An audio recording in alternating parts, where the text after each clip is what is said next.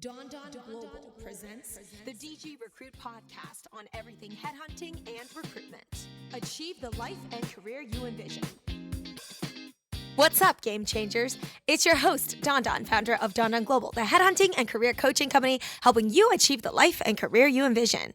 In today's DG Recruit podcast, we will talk about what it takes to run your own recruitment agency.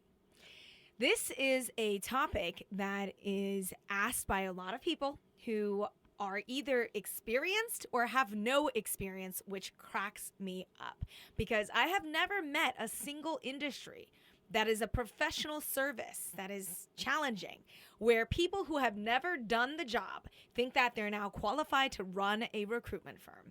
But here we are. There are plenty of people who have never been in recruiting who think that you can just Google your way into running a recruiting firm, apparently. And they want to know, how can I set up my recruiting firm? So here are my thoughts again of what it takes to run your own recruitment agency.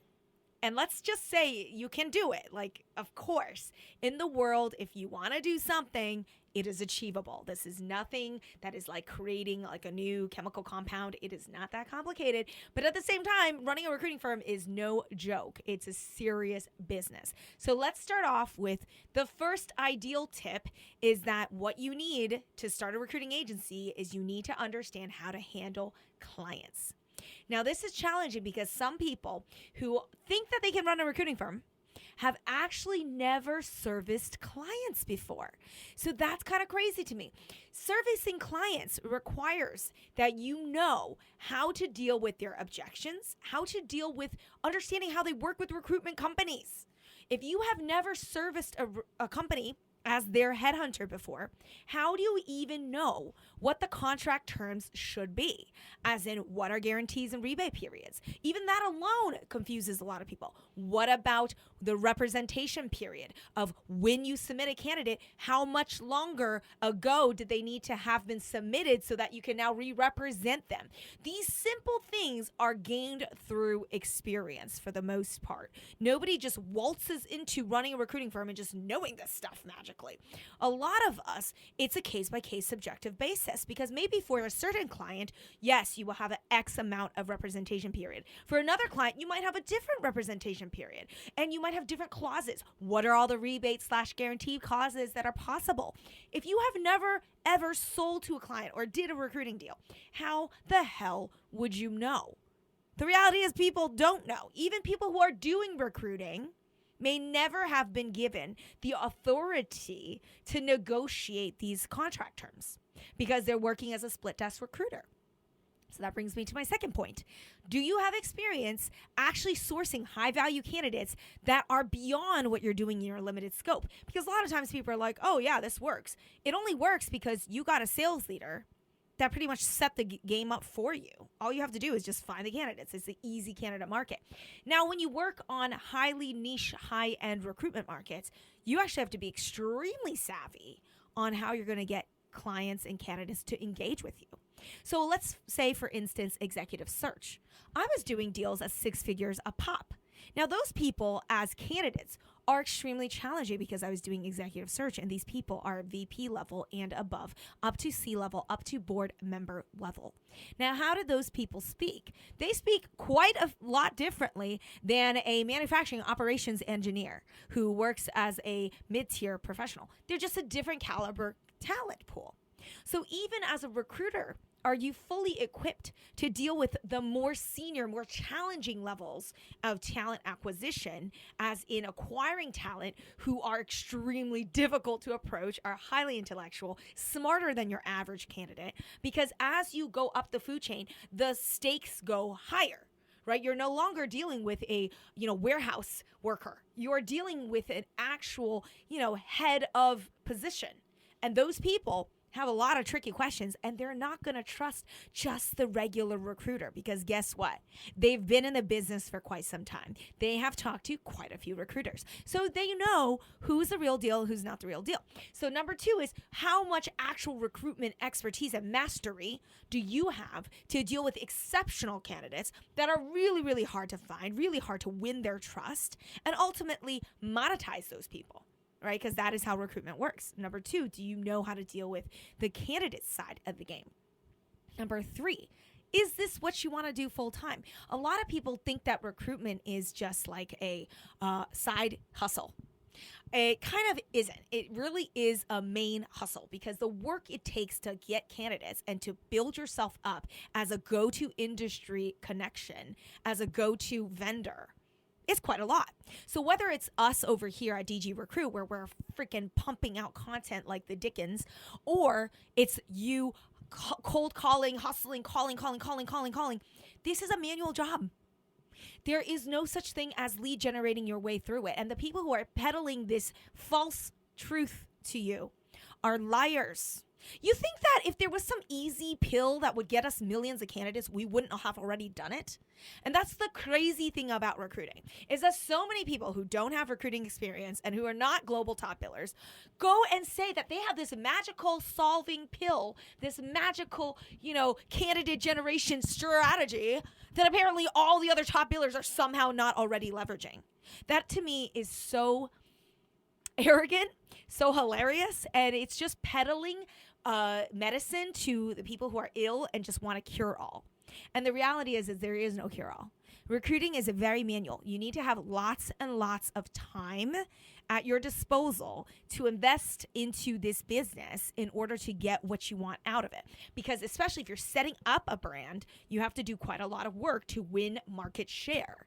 Because if you're a no-name recruiter, you'll find that it's very hard to control your candidates because you have no clout, you have no power, you have no presence in this space. If you're not treating this job as a full-time job and then some, if you think this is just some sort of hobby where people are just like making tens of thousands of dollars as a hobby, you got some news coming to you, right? You need lots and lots of time, energy, and diligence to run a recruiting firm.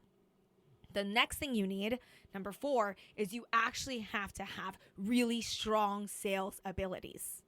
Now, this is another thing that really boggles my mind. I talk to so many people who think that they can run a recruiting firm just because they know a technical space.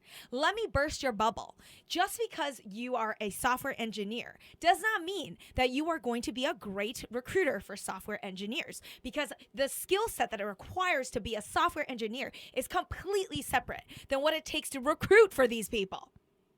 So there is no correlation between technical knowledge and success rate of placing. There is no correlation, because the more important skill set is the sales ability. So if you are a super salesy software engineer, that's different. Wow, that makes you a freaking ultimate threat, right? And that's why you'll see some lawyers and some accountants who do the damn thing end up recruiting for the damn thing, and they kill the game. That's different. Those are people with professional sales skills, because in those businesses, sales skills are actually highly required. And then sometimes a salesy person will accidentally fall into a technical role and they're like, I hate this job, but I want to recruit for it, because the sales capability is there.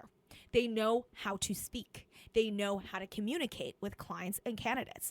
And because they have that skill set, they're able to monetize that skill set into really killer good deals, because they know the space. Those people are the ultimate kings and queens. And that's why you'll see a lot of top legal recruiters actually come out of the legal space. That's a unique trend, right? Whereas for what I used to do, pharmaceutical recruiting, are you kidding me? Will you ever see a pharmaceutical guy or gal become a headhunter? Hell no. They're usually salespeople that are like me. They come from a different space and they just happen to recruit for the damn thing.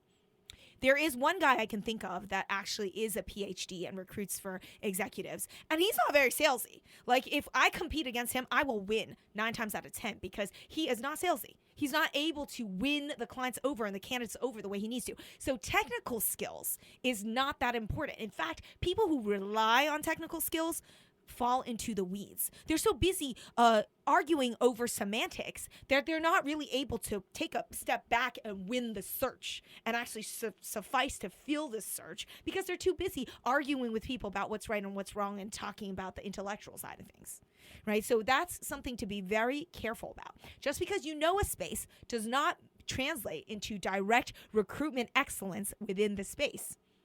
You still need to be properly trained in sales techniques. So here's a funny thing that also does happen in recruitment. For instance, salespeople who are SaaS salespeople, they end up doing pretty damn well in recruiting because they understand sales techniques. They know how to communicate with people. All they have to learn is the specific lingo that us recruiters use when we're dealing with candidates, when we're dealing with clients. And once they learn that, they're good because the sales skill is still very much prevalent. Right? So you need to be salesy in order to do this job because it's a full-on client services role. You have to be salesy because if you're not salesy, you cannot convince anyone to do your bidding, to listen to you, to get whatever you want done, to understand your viewpoint, and to give you the offer that you want for your candidate, and vice versa, selling those offers to your candidates so that they feel comfortable that this is the right decision they're making to leave their role and join your client, right? So sales is a critical element of what we do. If you're not in a sales-facing role, then you cannot do this. Number 5, what you need to set up a recruitment firm is a lot of money. Recruitment is a game that takes a lot of time and effort to build your network. For the first 1 to 2 months, you may not get a single lick of revenue. If you do not have money, who is going to pay for your health insurance if you live in the United States of America, where we wonderfully do not have health insurance? So how are you going to pay for that? Who's going to pay for your mortgage or your rent? Who's going to pay for your food? Who's going to pay for your car bills? So there is an actual run rate of what it actually costs to run a recruiting firm, because you can rely on the fact that you will not be paid by your client for quite some time, because by the time the deal is done, you still will not get paid. The candidate has to start work, and then they have to succeed at work, and then the client might be an asshole and not pay you right on time. They may pay you 2 months after the candidate starts. So there's a bit of a lag before you get that 5-figure fee. God forbid your candidate drops, then you have to refund the fee to your client. So there's an actual financial cost that it comes with running a recruiting firm. The actual recruiting firm functionality in terms of running a firm is not expensive. I will definitely not lie to you about that. It's not expensive. Running a website costs $100 or less if you use Squarespace or one of those sites that help you do it. The actual cost of invoicing someone like QuickBooks is not expensive. The cost of running an LLC is not expensive. It's a one-time filing fee that you can get an accountant or do it yourself on something like InkFile. The cost of running a recruiting firm is not expensive. Your ATS, your applicant tracking system, also not expensive. But again, do you know how to use it, right? A lot of people don't ever recruit. They don't know how to run an ATS. They don't know how to properly code their candidates. So it's just crazy to me when people just want to start a recruiting firm and they don't know what they're doing. Or they follow some guru and the guru just tells them some random stuff and then they think it's going to work. You learn and earn on your own dime and time, which is stupid, right? Really what you should be doing is working for somebody else. Once you work for them, you learn and earn on their time and their dime, right? Because you're spoiling their money. You're having them pay you to learn the business, which is why a lot of top billers, myself included, we worked at a recruitment agency before we started a recruitment firm. You have to know if you like the damn thing or not. If you don't even like the job and 6 months into running a recruiting agency, you find out, oh shit, I don't even like this job. It's too damn late. It's too damn late. You've sunk all that time and effort. God knows what you've done to your career at that point. When you run a recruiting firm, you don't want to mess up. That's what I keep trying to explain to people. You don't want to F up on your own dime. It sucks. Don't do that to yourself. Why would you do that when you could work for somebody else and F up on their expense? That's what I did, right? I learned 5 years. I worked at another recruiting firm. And I just freaking learned on and earned and messed up on their time, their dime, their brand. I didn't put it on myself. I'm representing their firm, so it doesn't matter. Like if I mess up on their behalf, and oopsie daisies, you learn and you grow as a producer. I didn't learn and earn on and make myself embarrassed on my own brand, because by the time I set up my own recruiting firm, I am a master at the business. I know exactly how to do it, what to say, and how to represent myself as my own business owner, because I do not want to mess up. Once I started my own recruiting firm, I'm not going to go back and work for someone else. There is no fallback. There is no failure. That is not a viable option. So you have to have experience to do that. So back to my points again, not only do you have to have the money to pay for it all, you need the time. That's my last point, is you need to know that once you're in this business, you do not have an exit route because your resume is now ruined. You now have started an LLC that's failed, which only looks poorly on you. So you have no room for error. If you are somebody who's like, I don't want to work for another recruiting firm, that's fine. You will need to pay somebody else a lot of money for coaching because you cannot afford to keep messing up and learning and earning on your own dime and time. You are doing it wrong, I guarantee you, because if you haven't yet done this, you are learning this business the hard way on your own dime. You really need to engage with professionals. And it's not just because I'm touting my private coaching, although I absolutely am touting my private coaching because you need it. You need it. Like if you haven't run a successful recruitment desk in the past and you're running a recruitment firm, oh yeah, you're going to need some coaching. And the coaching's not going to come cheap because now you're learning and earning on your own dime and time. So you're going to have to pay your tutors. You're going to have to pay your mentors. They're not going to mentor you for free. What is this? Freaking Goodwill? It's not Goodwill. It's a business. You are paying us so that we can help you make money. This is not free. You're going to make money off of the in education that I'm providing and other mentors are providing. So you really need to invest in that because you're not just going to figure this out. I mean, you might. It will take you a lot of time and you're going to make a lot of mistakes. And by that point, time, the most valuable essence, right? You are missing out on it because a lot of people just learn the hard way. We all do. We all learn the hard way. But we actually learned it the easy way because we worked for someone else first.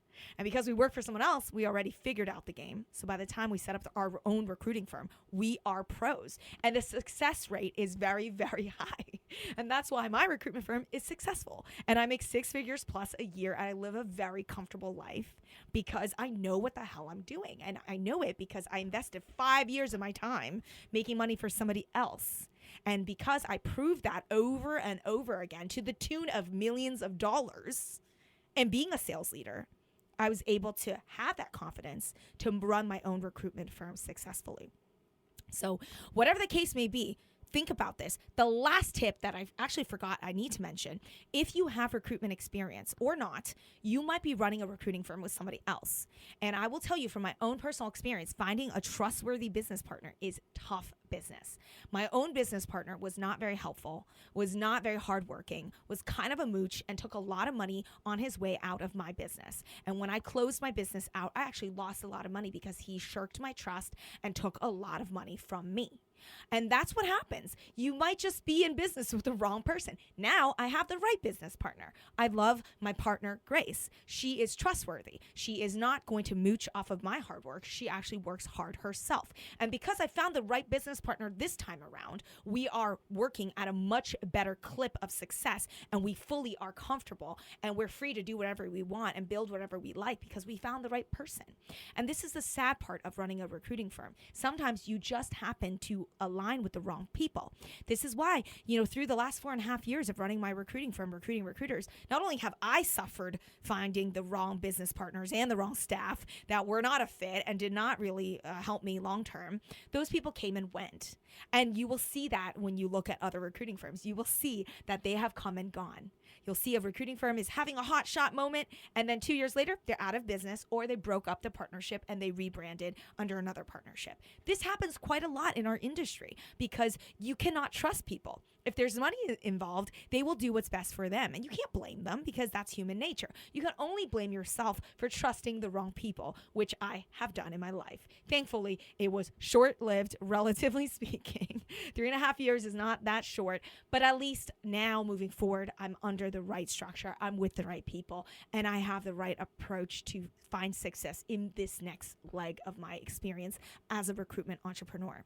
So these are the battle lessons and war stories that I learned on the ground, as boots on the ground. So you could be someone with recruiting experience or not, and you could put your trust in the wrong person. This is why it's critical to have mentors, to have trainers, to think critically and to do the tough things, because saying goodbye to a business partner is not easy work, and it sucks, and emotionally it's like the most draining thing I've ever experienced in my life. But it is the way it is, and that's just how things crumbled. And you just smile and move on, because that's all you can do in business and life. If you want to win, you got to keep going. Screw the people that screwed you over. F them. They're gone. Goodbye. Move on. Next. Keep going. Keep making that money, right? Because you don't have time to even wail or cry or mourn. You don't have time. You have customers to serve. You have business to attend to. So recruitment is not for the faint of heart.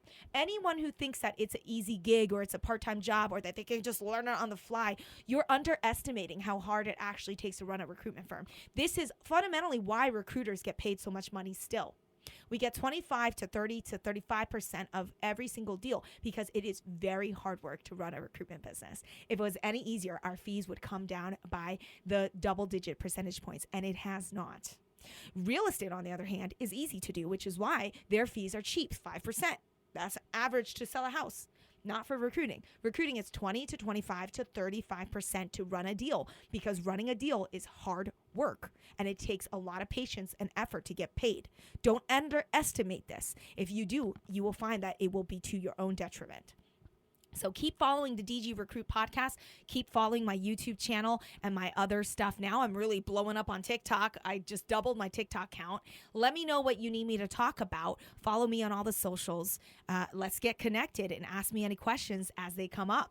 I hope DG Recruit is helping you understand the realities, challenges, and opportunities when it comes to headhunting and recruitment. Whether you're already a top biller or an aspiring headhunter, I'd love to get to know you. Sign up at donnaglobal.com to stay in touch on all aspects of career coaching and headhunting. Connect with me on LinkedIn. I'll see you there. Thanks for tuning in to DG Recruit. This has been a production of Donna Global.